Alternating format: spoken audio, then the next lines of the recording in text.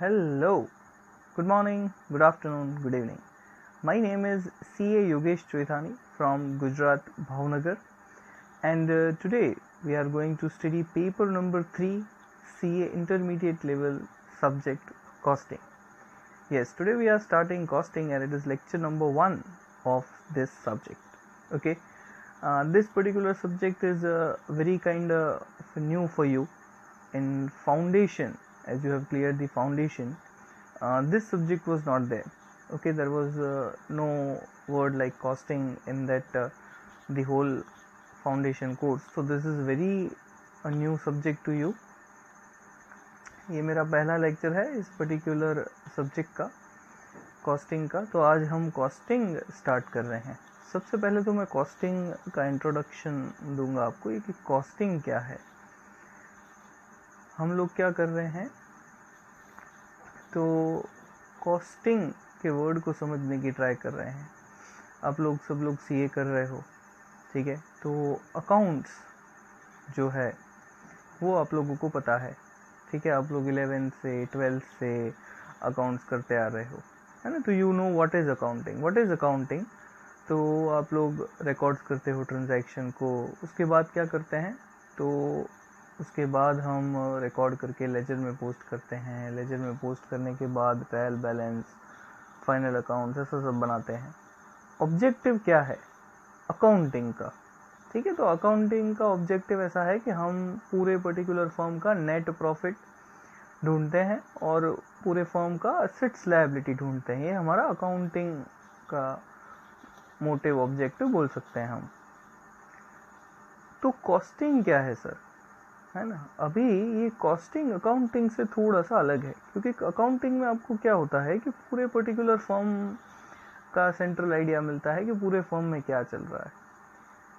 अगर मैं आपको बोलूं कि मुझे एक फर्म चालू करनी है, हम एक प्रोडक्ट बना रहे हैं, से फॉर एग्जांपल एक मैगी बना रहे हैं, ठीक है. मैगी के जैसा हमने कुछ तो बनाया है, हम उसको कोई और नाम देंगे और एक प्रोडक्ट बनाएंगे, है ना. प्रोडक्ट का मेरे पास सब कुछ है, मशीनरी है, मटेरियल है, प्रोडक्ट कैसे बनेगा सारा ड्राफ्ट है. अभी मुझे वो प्रोडक्ट बेचना है, ठीक है. ऑब्वियसली मैं प्रोडक्ट बनाऊंगा तो बेचूंगा. अभी मुझे उसकी सेलिंग प्राइस डिसाइड करनी है, ठीक है, कि वो पर्टिकुलर एक मैगी का पैकेट मैं कितने रुपए में बेचूंगा. किसी भी चीज़ की अगर आप सेलिंग प्राइस डिसाइड करो, है ना. से फॉर एग्जांपल आपके पास पेन पड़ी है, ठीक है, आपके हाथ में कोई पेन है और वो आपको बेचनी हो, तो किसी भी चीज़ का सेलिंग प्राइस जब मैं डिसाइड करता हूँ तो मुझे क्या पता होना चाहिए. आपके पास जो पेन पड़ी है, मैं बोलूँ 5 रुपये में बेच दो, तो you will sell it? No, you will think, ठीक है. मैं आपको जहाँ पर लेके जा रहा हूँ वहाँ पर जाओ, यू विल थिंक कि ये पेन है कितने की. अगर वो पेन 5 से कम की होगी तो आप मुझे बेच दोगे, ठीक है. यस सर, ले लो 5 रुपये में. अगर वो 5 रुपये से ज़्यादा की होगी तो आप मुझे बेचोगे? नहीं बेचोगे. तो आपने वो जो सेलिंग प्राइस मैंने आपको दी कि 5 रुपये में मुझे पेन बेच दो, वो मुझे बेची नहीं. क्यों नहीं बेची? तो आपने उसका कॉस्ट प्राइस देखा, ठीक है. आपने क्या देखा? उसका कॉस्ट प्राइस. अभी ये जो कॉस्ट प्राइस है वो मुझे कैसे पता चले, तो मुझे उस पर्टिकुलर प्रोडक्ट का कॉस्ट ढूंढना पड़े सबसे पहले, कि वो जो प्रोडक्ट है वो मुझे कितने रुपए में, मेरे प्रोडक्शन में मुझे कितने रुपए की वो कॉस्ट हो रही है, तो जाके मैं सेलिंग प्राइस डिसाइड करूंगा ना, प्रॉफिट ऐड करके, है ना. मैंने जैसे बोला कि हम एक प्रोडक्ट बना रहे हैं मैगी जैसा, मैगी जैसा कुछ तो हम बना रहे हैं, ठीक है. अभी मैगी से फॉर एग्जांपल 10 रुपीज़ में मार्केट में बिकती है, तो आप अपने प्रोडक्ट का क्या सेलिंग प्राइस रखोगे? 10 रखोगे? ऐसा ज़रूरी नहीं है, ठीक है. कम भी रख सकते हो, ज़्यादा भी रख सकते हो, डिपेंड ऑन योर कॉस्ट. अगर आपका कॉस्ट ज़्यादा होता है तो आप 10 रख के तो लॉस करोगे, फिर तो बिजनेस करने का क्या मतलब है, ठीक है. यहाँ पर फोकस कहाँ करना है कि किसी भी प्रोडक्ट का कॉस्ट प्राइस जो है वो जानना बहुत ही ज़रूरी है, इनएविटेबल है, ठीक है. अकाउंटिंग तो क्या है कि अकाउंटिंग तो ट्रांजैक्शन हो जाए उसके बाद चीज़ों को इवेल्युएट करने के लिए हम करते हैं कि कितना प्रॉफिट हुआ, कितना लॉस हुआ, कितने एसेट्स है, कितने लायबिलिटी है। यहाँ पर कुछ डिसीजन मेकिंग जैसा हम करेंगे, कुछ एवेल्युएशन करेंगे प्रोडक्ट के कॉस्ट प्राइस पर। हमें यहाँ पर पूरे फर्म का अभी प्रॉफिट नहीं चाहिए, we are not in accounting, ठीक है। हम एक पर्टिकुलर प्रोडक्ट की कॉस्ट फाइंड करेंगे। जैसे मैंने बोला कि एक पेन है तो एक पेन कितने की है, अभी वो पेन की फैक्ट्री है, उस फैक्ट्री का नेट प्रॉफिट नहीं ढूंढना है, वो आपको आता है, वो हम आपको अकाउंट्स में सिखाएंगे, ठीक है, कि वो कैसे करना है। अभी हम कहाँ पर हैं, कॉस्टिंग पर। तो आपको एक सेंट्रल आइडिया समझ में आ गया कि कॉस्टिंग मतलब क्या है। तो हम एक पर्टिकुलर चीज़ की कॉस्ट प्राइस फाइंड करेंगे। ये मैंने आपको बहुत बेसिक समझाया। जैसे जैसे हम सब्जेक्ट में आगे बढ़ेंगे, ऐसे ऐसे हम उस पर्टिकुलर चीज़ को डिस्कस करेंगे। अभी मेरा मानना ऐसा है कि जब भी आप कोई भी सब्जेक्ट स्टार्ट करो, ठीक है, कोई भी सब्जेक्ट, आप अकाउंट्स करो, लॉ करो, टैक्स करो, कॉस्टिंग करो, ठीक, कोई भी सब्जेक्ट स्टार्ट करो, सबसे पहले डोंट प्ले ब्लैंक, ठीक है। ऐसे ही कोई भी बुक लेके उठा के पढ़ना नहीं है ना। सबसे पहले देखो कि जो आप पढ़ रहे हो, जो आप सब्जेक्ट पढ़ रहे हो, उसमें कौन सा चैप्टर कितने मार्क्स का है ना। सर हमें कैसे पता चले? तो इंस्टीट्यूट ने आपको सेक्शन वाइज मार्क्स की एक पर्टिकुलर पीडीएफ दी हुई है। आप ICI.org में जाओगे, उसमें BOS नॉलेज में आप अपना CA इंटरमीडिएट सर्च करो, वहाँ पर आपको मार्क्स की लिस्ट दी गई है, ठीक है। मैंने यहाँ पर मेरे सब्जेक्ट में आपको यहाँ पर ही बता दी है, तो you have to just see on the screen. Costing में हमारे पास 2 मॉड्यूल हैं, उसमें से मॉड्यूल 1 के अंदर चैप्टर 1 और चैप्टर नंबर 6, चैप्टर नंबर 1 और चैप्टर नंबर 6 दोनों मिलाकर 10 to 15 मार्क्स के सिर्फ ये 2 चैप्टर हैं, ठीक है। इंट्रोडक्शन में से आपको थियरी का एक क्वेश्चन आएगा 4 और 5 मार्क्स में expected. Chapter number 6 cost sheet is my very first topic, तो वो वहाँ पर हम डिस्कस करेंगे। उसके बाद चैप्टर नंबर 2, 3, 4, 5, 7, मॉड्यूल 1 में 7 ही चैप्टर हैं, तो 1 और 6 10 to 15 मार्क्स के। बाकी की जो भी चैप्टर बचे हैं 2, 3, 4, 5, 7, वो सारे मिलाकर 35 to 40 मार्क्स के हैं। तो आप देख सकते हो कि आपका मॉड्यूल 1 जो है वो हाफ वेटेज कवर कर रहा है, that is 45 to 55 marks something. उसके बाद आप उठाओगे मॉड्यूल 2। मॉड्यूल 2 के अंदर चैप्टर नंबर 8, 9, 10, 11, 12, ठीक है, ये पूरा सीरीज में सीक्वेंस में है। ये सारे चैप्टर कुल मिला के हो रहे हैं 25 to 30 मार्क्स। और चैप्टर नंबर 13, 14, 15 मतलब लास्ट 3 चैप्टर, ये कुल मिला के हो रहे हैं 20 to 25 marks. So this is again 40 to 55 marks, 45 to 55 marks weightage module 2। तो मॉड्यूल 1 और मॉड्यूल 2 में ऑलमोस्ट सेम वेटेज है, ऐसा हम बोल सकते हैं, ठीक है। ये जो भी वेटेज है वो मैंने आपको नहीं दिया है, इंस्टीट्यूट में से ही मैंने कॉपी करके आपको पास ऑन किया है, ठीक है। तो you can rely on it.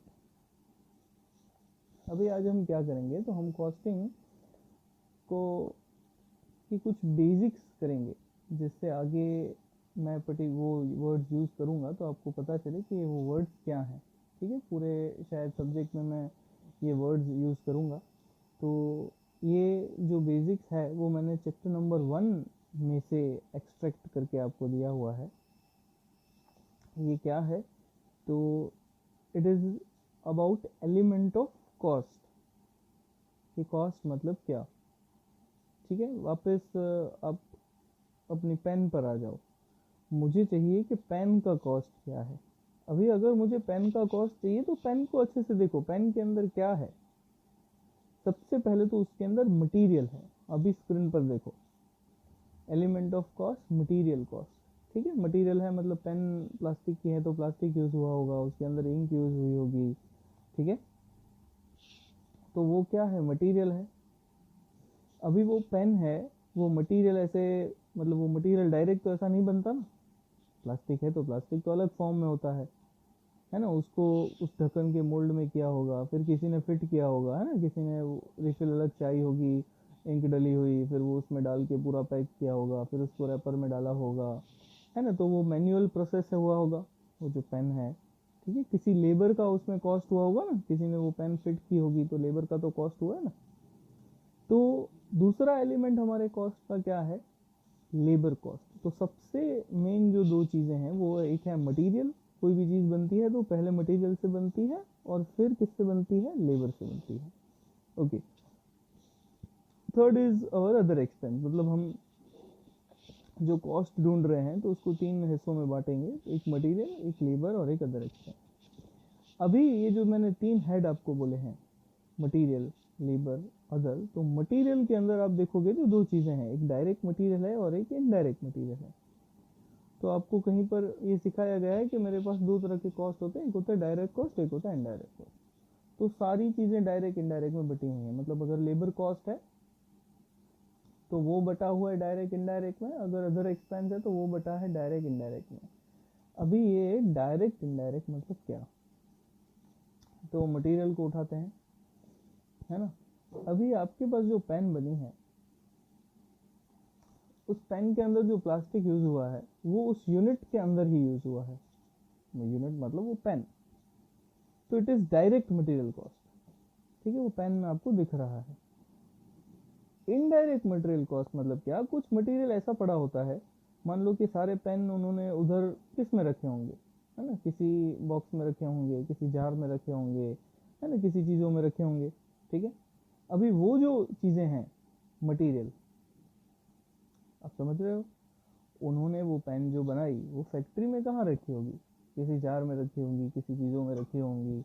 ठीक है, अभी वो जो उधर मटेरियल यूज हो रहे हैं वो आपके पेन में नहीं डाले हुए हैं, मतलब उधर जो जार पड़ा होगा, या मान लो कि उधर कोई बॉक्स पड़ा है तो वो अभी भी उधर है, वो आपके पेन में नहीं डाला हुआ।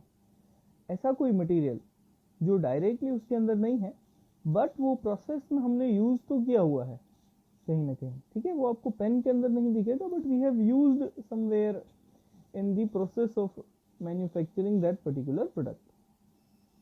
तो ऐसे कॉस्ट को हम बोलेंगे indirect material cost. Same way labour, अभी जो लेबर वो पेन बना रहा है, ठीक है, उसने पेन को पूरा असेंबल किया हुआ है, उसके पास पेन का ढक्कन अलग से था, बॉडी अलग से थी, रिफिल अलग से थी।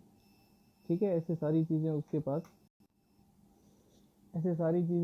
अलग से थी, वो उसने असेंबल की। उसको जो भी हमने वेजेस पे किए that is direct employee cost. अभी वो मान लो कि एट अ टाइम 10 वर्कर बैठते हैं, वो 10 वर्कर आके अपना काम करते हैं और उन 10 वर्कर के ऊपर हमने एक सुपरवाइजर बैठा के रखा हुआ है। उन 10 वर्कर के ऊपर हमने क्या किया है, एक सुपरवाइजर बैठा के रखा हुआ है। अभी देखो पेन कौन फिट कर रहा है, पेन कौन असेंबल कर रहा है, वो 10 वर्कर ही असेंबल करेंगे, सुपरवाइजर ने असेंबल नहीं करना है, सुपरवाइजर पेन को हाथ भी नहीं लगेगा। वो क्या करेगा, तो सुपरवाइजर टास्क लेके आएगा कि आज इतनी पेन बनानी है, वो अलॉट करेगा सबको कि भाई आपको आज ऐसे ऐसे सर काम करना है। वो देखेगा कि कोई अच्छे से काम हो रहा है, टाइम पर काम हो रहा है या नहीं हो रहा है। ठीक है, ये सुपरवाइजर। अभी यहाँ सुपरवाइजर जो है वो डायरेक्टली एक यूनिट नहीं बना रहा है, मतलब he is not manufacturing any pen और he is not assembling any pen, लेकिन उसको पैसे तो देंगे ना, कॉस्ट तो है ना। तो वो कैसा कॉस्ट है, इनडायरेक्ट कॉस्ट है। ठीक है, तो I hope now I am clear कि डायरेक्ट कॉस्ट क्या और इनडायरेक्ट कॉस्ट क्या। डायरेक्ट कॉस्ट मतलब वो उस मटेरियल में ही यूज हुआ है, वो उस प्रोडक्ट में ही यूज हुआ है डायरेक्टली, तो उसको डायरेक्ट कॉस्ट बोलेंगे। और इनडायरेक्टली मतलब वो उस मटेरियल के अंदर नहीं but during the process of that making वो कॉस्ट हमें अकर हुआ है। तो जो भी अदर एक्सपेंसेस हैं वो भी ऐसे ही डिफाइन होंगे, डायरेक्ट और इनडायरेक्ट। अभी ये जो इनडायरेक्ट हैं सारे के सारे indirect, now I am talking only about indirect. ठीक है, focus on the graph given on the screen. ये जो इनडायरेक्ट है सारे के सारे, उस इनडायरेक्ट को हम क्या बोलेंगे, ओवरहेड्स। क्या बोलेंगे, ओवरहेड्स। पूरा हम कॉस्टिंग करेंगे तो ये ओवरहेड का हम डिस्कशन करेंगे। तो ये ओवरहेड मतलब क्या है, तो इट इज इनडायरेक्ट कॉस्ट। हाँ, सब कुछ मतलब indirect material, indirect labour, indirect expenses, everything is overhead. Over the head मतलब डायरेक्ट के ऊपर, indirect, it is indirect expenses, overhead. अब ये ओवरहेड है उसको 3 कैटेगरी में बांटा है। तो एक होता है प्रोडक्शन ओवरहेड, एक होता है एडमिनिस्ट्रेशन ओवरहेड, एक होता है सेलिंग एंड डिस्ट्रीब्यूशन ओवरहेड। ये बेसिक्स है, ये आपको पता होना ज़रूरी है, फिर हम आगे कर सकते हैं। Today we will be starting with chapter number 6, cost sheet. किसी से भी आप पूछोगे तो ये सबसे इजी चैप्टर है ऐसा सब लोग बोलेंगे, बट आई टेल यू कि इजी तो है ही है, but it is most important chapter. क्यों मोस्ट इम्पॉर्टेंट चैप्टर है, तो एक फॉर्मेट पर चैप्टर बेस्ड है पूरा, एक तो पहली बात, ठीक है। It is based on the format, this cost sheet and it is an statement showing the cost, ठीक है। कॉस्ट शीट क्या है, एक स्टेटमेंट है जो कॉस्ट शो करता है। दूसरी बात, मई 18 से लेकर, है ना, you are in C A intermediate, और इंटरमीडिएट की पहली एग्ज़ाम जो है वो मई 18 में हुई थी, उसके पहले आईपीसीसी चलता था।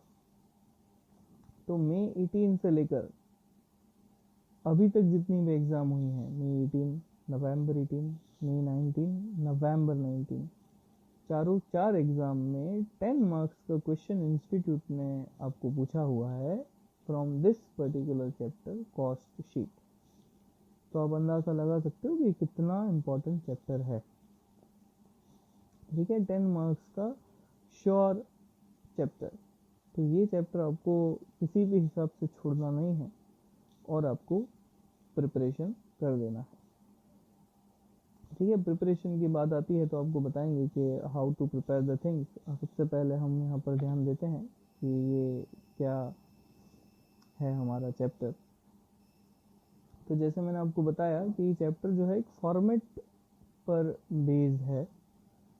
ये जो फॉर्मेट है वो स्क्रीन पर अभी आपको दिख रहा है, ये फॉर्मेट इज कॉस्ट शीट। ये जो स्क्रीन पर दिख रही है वो क्या है, कॉस्ट शीट है। ये फॉर्मेट आपको बाई हार्ट करना है। बाई हार्ट मतलब ऐसे मैं आपको आपका नाम पूछूं तो नाम कैसे याद आ जाता है ना, नाम ऐसे देखना तो नहीं पड़ता ना नाम, है ना, कि नाम भी देख के बताते हो, नहीं। हाँ, तो जो नाम याद है ना, ऐसे इसको याद कर देना, ठीक है। तो सबसे basic requirement you have to learn this format. Sir ये फॉर्मेट क्या है, ऑब्वियसली समझाएंगे हम, क्यों नहीं समझाएंगे। देखो अभी ये फॉर्मेट चालू होता है डायरेक्ट मटेरियल। ये कॉस्ट शीट ट्रेडर भी बनाते हैं और मैन्युफैक्चरर भी बनाते हैं। हमारे पास यहाँ पर जो कॉस्ट शीट है वो एकदम बड़ी सी कम्प्रिहेंसिव कॉस्ट शीट है। तो ये जो है वो मैन्युफैक्चरर की कॉस्ट शीट है। ट्रेडर की कॉस्ट शीट भी कुछ ऐसे ही बनेगी। तो इसमें चेंजेस क्या है वो मैं आपको बता देता हूँ, है ना।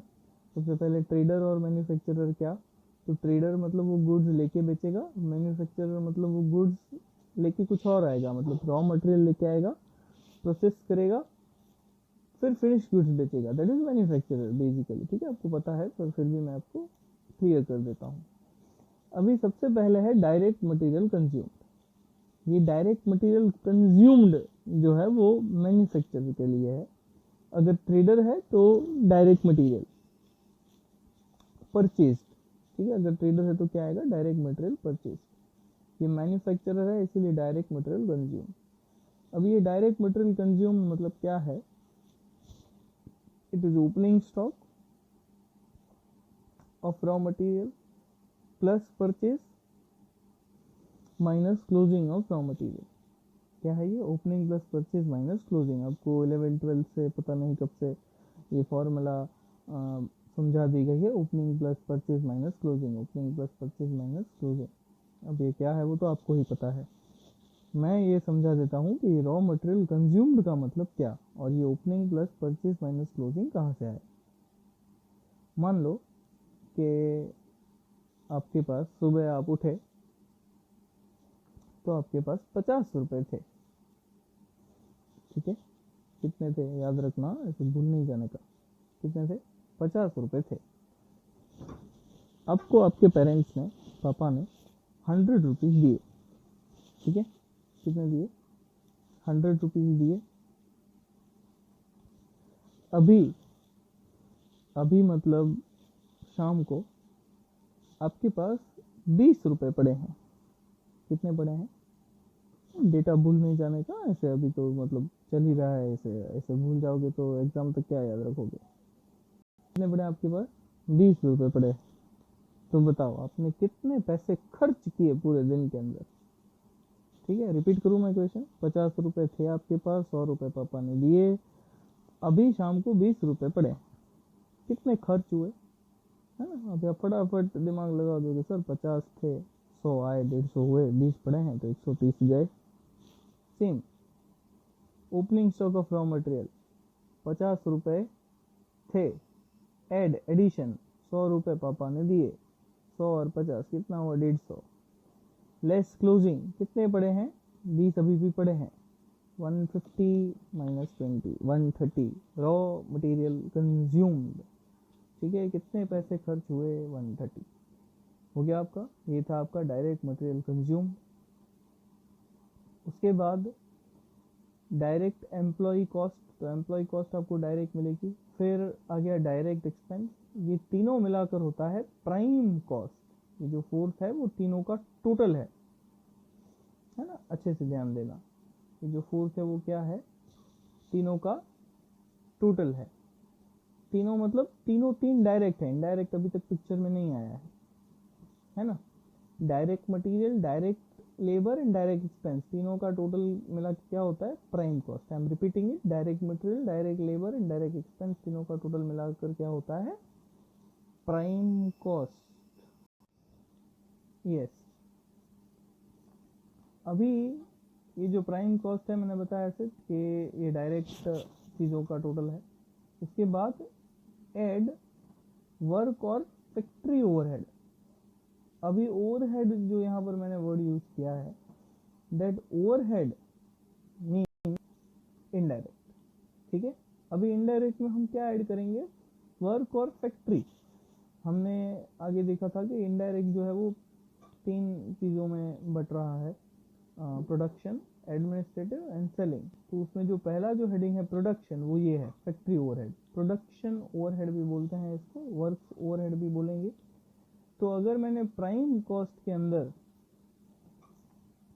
वर्क्स कॉस्ट ऐड कर दिया, मैंने प्राइम कॉस्ट के अंदर वर्क्स ओवरहेड और वर्क्स कॉस्ट ऐड कर दिया, तो क्या हो जाएगा? Gross works cost. ठीक है, क्या हो जाएगा? Gross work cost. Then in that gross work cost I will add opening work in progress and I will subtract closing work in progress. अब ये जो वर्क इन प्रोग्रेस है, वर्क इन प्रोसेस, वो किसके लिए है? वो मैन्युफैक्चरिंग एंटिटी के लिए है। ट्रेडिंग वाले को वर्क इन प्रोसेस नहीं होता है, वो लेके बेच देता है। तो जो मैन्युफैक्चर कर रहा है उसके लिए है वो वर्क इन प्रोसेस है।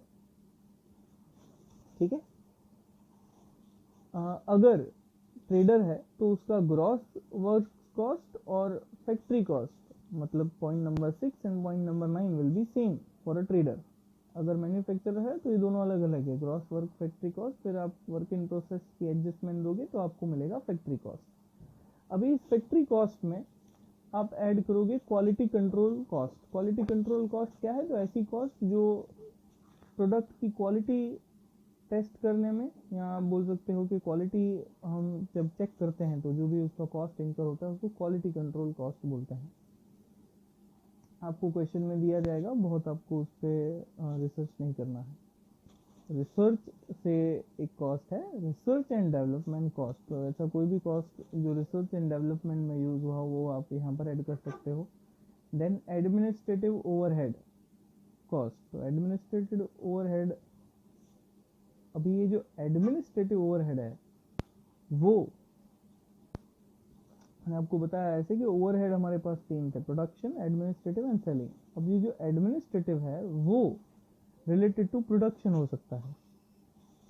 अगर वो रिलेटेड टू प्रोडक्शन है तो आप यहाँ पर इसको ऐड करोगे। ठीक है, ये कंटिन्यू में है आपकी वर्कशीट।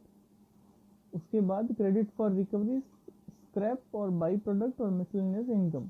कोई भी बाई प्रोडक्ट का सेलिंग हुआ हो इस पर्टिकुलर मटेरियल में से, मतलब हम जो चीज़ बना रहे हैं उसमें से कुछ बाई प्रोडक्ट निकला हो और वो सेल हुआ हो, तो उसकी इनकम आप यहाँ पर ही माइनस कर दोगे, उसको कहीं और इनकम में नहीं दिखाना है। कोई भी पैकिंग कॉस्ट है, packing cost primary packing cost है, वो यहाँ पर आएगी। सारी चीज़ें ऐड होकर क्या होगा, कॉस्ट ऑफ प्रोडक्शन। मतलब यहाँ तक आपने अपने गुड्स बना दिए, कॉस्ट ऑफ प्रोडक्शन। अभी अगर आपके पास ओपनिंग फिनिश गुड्स पड़े हैं, मतलब if you are a manufacturer, तो पड़े होंगे, तो आप ओपनिंग फिनिश गुड्स ऐड करोगे और क्लोजिंग फिनिश गुड्स माइनस करोगे, तो आपके पास क्या बचेगा, कॉस्ट ऑफ गुड्स सोल्ड, मतलब जो गुड्स बेचे हैं उसकी कॉस्ट है ना। उसके ऊपर क्या था आपको, cost of production. 15th point क्या था, कॉस्ट ऑफ प्रोडक्शन, जो गुड्स बनाए हैं उसकी cost, cost of production, plus opening stock of finish good plus closing stock of finish good. अभी क्या आया, कॉस्ट ऑफ गुड्स सोल्ड, जो गुड्स बेचे हैं उसकी कॉस्ट। उसके बाद आप एडमिनिस्ट्रेटिव ओवरहेड वापस ऐड करोगे, ये वापस नहीं है, दूसरा है ये, वो administrative overhead related to production था, ये जनरल एडमिनिस्ट्रेटिव ओवरहेड है। ये क्या है, जनरल एडमिनिस्ट्रेटिव ओवरहेड। फिर उसमें आप ऐड करोगे मार्केटिंग ओवरहेड, मार्केटिंग मतलब सेलिंग एंड डिस्ट्रीब्यूशन ओवरहेड, तो इससे आपको मिल जाएगा कॉस्ट ऑफ सेल्स। अगर इस कॉस्ट ऑफ सेल्स पर आप प्रॉफिट ऐड कर दो तो आपको मिल जाएगा सेल्स। ये हमारी कॉस्ट शीट खत्म है। तो मैं इस चैप्टर को अभी आगे लेके जा रहा हूँ, लेकिन आप लोगों को सबसे पहले वेरी फोरमोस्ट थिंग, ये पूरी cost sheet by heart learn करनी है। क्या करना है, पूरी शीट बाय हार्ट लर्न करनी है, फिर आप मेरे साथ आगे चलोगे, तब तक इसको आप लर्न ही करोगे। हम लोग इंस्टीट्यूट की मॉड्यूल, सबसे पहले तो हम मॉड्यूल परफेक्टली फॉलो करेंगे। तो मैंने मॉड्यूल में से इलस्ट्रेशन 1 लेके रखा हुआ है यहाँ पर आपके सामने स्क्रीन पर। The following data relates to the manufacture of standard product during the month of April 2018। Raw material 1,80,000, direct wages 90,000, machine hours worked 10,000, machine hour rate per hour 8 rupees, then administrative overhead 35,000, selling overhead 5, unit produced 4,000, unit sold 3,600, selling price per unit 125. What you have to do, you have to prepare a cost sheet showing cost per unit, आपको cost per unit भी बताना है and profit for the month भी आपको बताना है। तो सबसे बेसिक रिक्वायरमेंट आप फाउंडेशन से सीख गए हो कि क्वेश्चन हमारा भगवान है ना। अगर क्वेश्चन समझ में आया तो आधा आंसर वहीं पर सॉल्व हो गया, अगर क्वेश्चन समझ में नहीं आया तो बात खत्म। ठीक है, क्वेश्चन को देखो, मेरे पास क्या क्या दिया हुआ है, रॉ मटेरियल दिया हुआ है, वेजेस दिया हुआ है। अब ये जो मशीन आर है, ये मशीन आर मैंने कितने घंटे काम किया और 1 घंटे का कितना ऐसा दिया हुआ है। एडमिनिस्ट्रेटिव ओवरहेड दिया हुआ है, सेलिंग ओवरहेड मेरे पास पर यूनिट है। यूनिट्स हैं वो दो दिए हुए हैं, एक दिया है यूनिट प्रोड्यूस्ड, मतलब 4,000 यूनिट मैंने बनाए हैं। फिर दिया है यूनिट सोल्ड, 3,600 यूनिट सोल्ड किए हैं, सेल किए हैं, मतलब सेलिंग प्राइस दी गई है, इतने में सेल है। आपको पहले तो कॉस्ट ढूंढना है और सेलिंग प्राइस दी है तो प्रॉफिट भी ढूंढ के देना है। ठीक है, तो अभी कैसे चालू करेंगे, तो एक एक चीज को हम लेते हैं यहाँ पर। पहले तो मैं यूनिट पर डिस्कशन करना चाहूँगा कि मैं कोई भी ये कॉस्ट शीट बना रहा हूँ तो वो कितने यूनिट्स की बनेगी, मतलब 4,000 यूनिट्स की बनेगी कि 3,600 की बनेगी। ये जो प्रोडक्शन हो रहा है उसका कॉस्ट शीट बनाते हैं हम, कि सेल हो रहा है उसका कॉस्ट शीट बनाते हैं। तो आंसर इज वेरी सिंपल, हम कॉस्ट शीट बना रहे हैं, कॉस्ट ढूंढ रहे हैं, तो जो प्रोडक्शन होगा उसका ही कॉस्ट ढूंढेंगे ना, जितना प्रोडक्शन हुआ उतना कॉस्ट ढूंढेंगे, क्योंकि उतनी चीजें हमने बना के रखी हुई है फैक्ट्री में, तो उतना कॉस्ट हमें इंकर हुआ है। तो ये पहली बेसिक चीज याद रखो कि हम कॉस्ट शीट हमेशा प्रोडक्शन यूनिट्स की बनाते हैं। तो इस क्वेश्चन में आपके पास 2 यूनिट्स दिए हुए हैं, एक प्रोडक्शन एक सोल्ड। तो हम प्रोडक्शन की कॉस्ट शीट बनाते हैं, मतलब हम कॉस्ट शीट किसकी बनाएंगे, 4000 यूनिट्स की। तो आपके सामने यहाँ पर आंसर दिख रहा है, कॉस्ट शीट हमने बनाई है 4000 यूनिट की। कैसे बनाई है सर? तो अभी आप क्वेश्चन और आंसर देख सकते हो। सबसे पहला हमारा है रॉ मटेरियल 1,80,000। तो मैंने बोला ऐसे कि कॉस्ट शीट हम पूरी फॉर्मेट लर्न करेंगे। रॉ मटेरियल हमने बनाया 1,80,000। आपको क्वेश्चन में पर यूनिट भी कॉस्ट ढूंढने को बोला था। तो 1,80,000 अपॉन कितने यूनिट बना रहे हैं हम, 4000 यूनिट बना रहे हैं। तो 1,80,000 अपॉन 4000 मतलब 45 रुपीज पर यूनिट। एक साइड कॉलम है वो टोटल कॉस्ट है, एक साइड कॉलम है वो पर यूनिट कॉस्ट है। You can understand it. Then direct wages is given in the question. Direct wages कितने हैं, 90,000। तो ये डायरेक्ट वेजेस 90,000 आप रॉ मटेरियल के बाद लिखोगे। अभी आपके पास कोई डायरेक्ट एक्सपेंस नहीं दिख रहा है, ठीक है। तो direct material plus direct wages कितना हो गया, प्राइम कॉस्ट, ठीक है। 180 प्लस 90 270। अगर पर यूनिट पर देखेंगे तो डिवाइड बाय 4000 कर देंगे, 67.5। Then what you have machine hour work. Machine hour work मतलब ये जो मशीन है वो कहाँ पर आएगा, आपके फैक्ट्री ओवरहेड्स में आएगा। 10,000 आवर्स मैंने वर्क किया है और 1 घंटे का मशीन पर कितना रेट लगता है, तो 8 रुपीज का रेट लगता है। तो फैक्ट्री ओवरहेड आपका कितना हो जाएगा, 10,000 hours work into 8 rupees per hour, 80,000 आपका फैक्ट्री हो गया। 80,000 मतलब पर यूनिट को अगर उसको हिसाब करोगे तो 20 रुपीज आएगा। ये हो गया आपका कॉस्ट ऑफ प्रोडक्शन। अभी आपने 4000 जो है वो यूनिट्स बनाए हैं, 3600 है वो बेचे हैं। अगर आपने 4000 बनाए हैं और 3600 बेचे हैं तो बड़ा ऑब्वियसली 400 यूनिट्स हैं वो आपके पड़े होंगे, ठीक है। ये जो पड़े होंगे वो क्या है, फिनिश्ड गुड्स का क्लोजिंग स्टॉक। तो this was the hidden adjustment in the sum, ठीक है। आपको खुद दिमाग लगाना है, ऐसे वो इन्फॉर्मेशन जो सेल प्राइस की थी वो इग्नोर करने के लिए नहीं दी हुई थी, है ना। तो 4000 यूनिट हमने बनाए, 3600 बेचे, तो 400 अभी भी पड़े हैं, है ना। ये 400 कितने रुपए के हैं, तो वो आपको कैसे पता चले।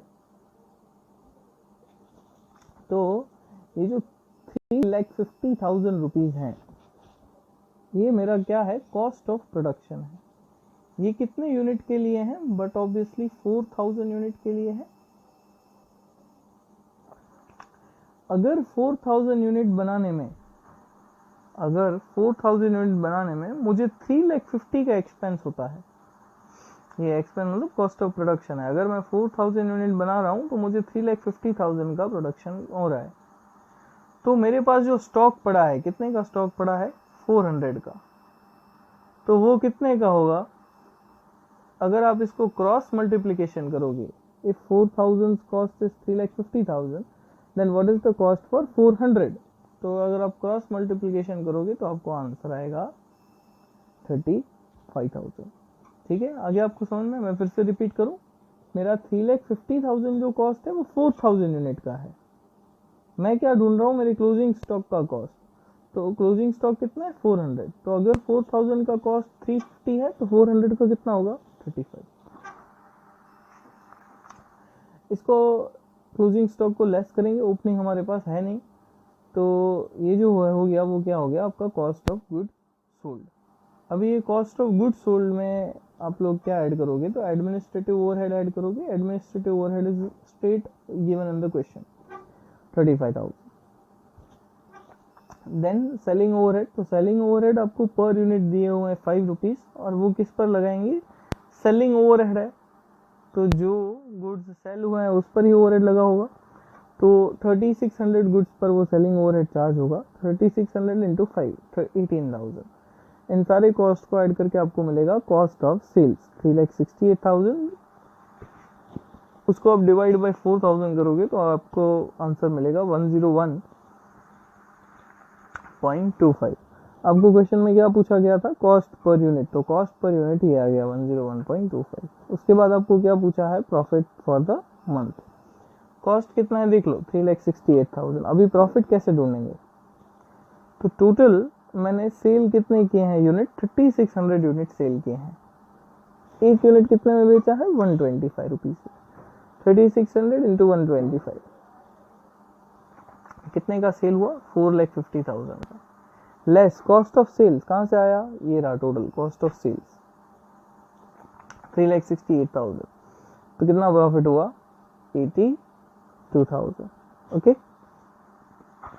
तो आपको सिर्फ फॉर्मेट को ही पेस्ट कॉपी पेस्ट नहीं करना है, you have to keep your mind awake. आपको पूरा क्वेश्चन अच्छे से देख के पढ़ के फिर उसको आगे करना है कि वो क्या है।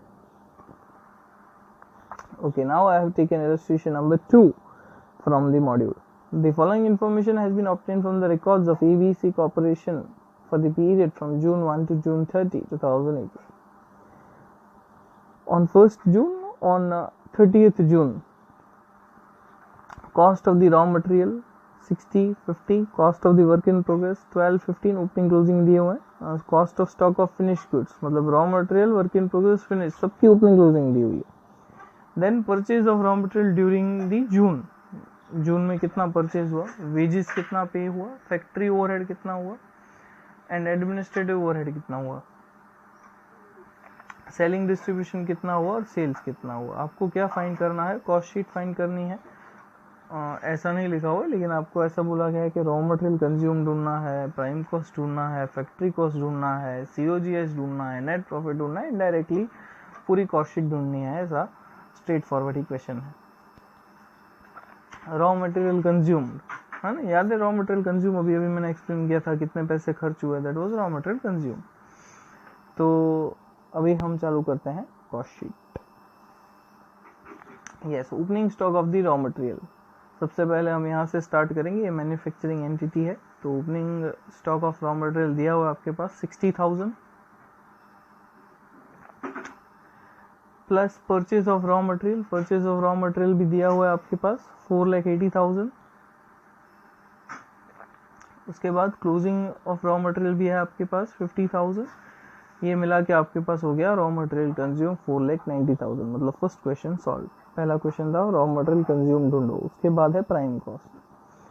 तो रॉ मटेरियल कंज्यूम तक आ गया। उसके बाद डायरेक्ट वेजेस दिया हुआ है, यस वेजेस पेड, देखो 2,40,000 दिया हुआ है वेजेस पेड, दिख रहा है आप लोगों को 2,40,000। ये 2,40,000 मैंने ऐड किया तो मुझे मिला प्राइम कॉस्ट 7,30,000। फिर प्राइम कॉस्ट पर मैं फैक्ट्री ओवरहेड ऐड करूंगा, फैक्ट्री ओवरहेड भी स्ट्रेट फॉरवर्ड दिख ही रहा है, तो वो भी हम ऐड कर देंगे 1 लाख। तो आपका वर्क्स कॉस्ट आ गया 830। अब इस वर्क्स कॉस्ट के अंदर, इस वर्क्स कॉस्ट को हमने ग्रॉस फैक्ट्री कॉस्ट ऐसा नाम दिया हुआ था हमारे फॉर्मेट में। इसके अंदर आप ऐड करोगे ओपनिंग और क्लोजिंग, लेस करोगे वर्क इन प्रोसेस। तो वर्क इन प्रोसेस का ओपनिंग क्लोजिंग दिया हुआ है 12 और 15, तो you will add 12 and you will subtract 15। बचा वो नेट फैक्ट्री कॉस्ट है 8,27,000। अभी आपके पास क्वेश्चन में क्या दिया हुआ है, तो एडमिनिस्ट्रेटिव ओवरहेड दिया हुआ है 50,000, तो वो ऐड करेंगे। कॉस्ट ऑफ प्रोडक्शन क्या आया 877।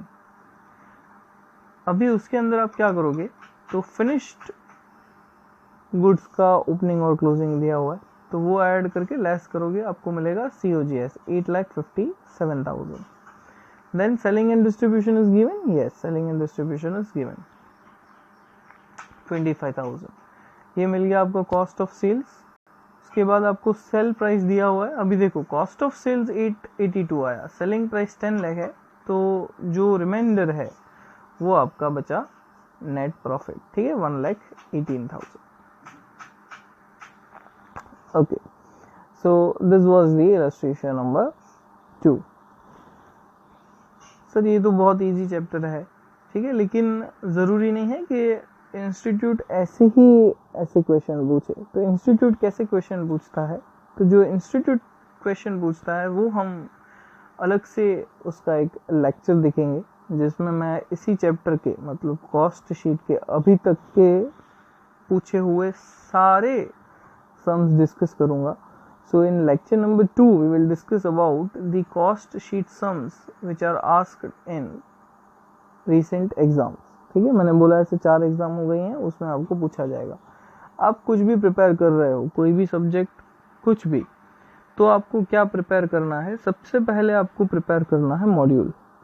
मॉड्यूल में इलस्ट्रेशन, एक्सरसाइज इंक्लूड है। मॉड्यूल के बाद आपको कहाँ पर जाना है? तो strictly follow the institute. Module के बाद आप सजेस्टेड आंसर्स, मतलब जो पास्ट क्वेश्चन पेपर्स हैं, पास्ट क्वेश्चन पेपर्स को देखोगे। उसके बाद आप क्या करोगे? आरटीपीस देखोगे, उसके बाद एमटीपीस देखोगे। इतनी चीज़ें आपको सीक्वेंस में लेनी है कंपलसरी, ठीक है। इतनी चीज़ें आपको करके जानी है, तो ही आपको पता चलेगा कि what actually they are asking and what they expect from you, ठीक है। वो लोग आपसे क्या एक्सपेक्ट करते हैं वो आपको पता चलेगा। ओके, तो ये हमारा फर्स्ट लेक्चर था। फर्स्ट लेक्चर तो को यहाँ तक रखते हैं। इंस्टीट्यूट इस पर्टिकुलर चैप्टर में से क्या पूछता है, उसके लिए हम लेक्चर नंबर 2 देखेंगे, and lecture number 2 will be uploaded soon. Thank you.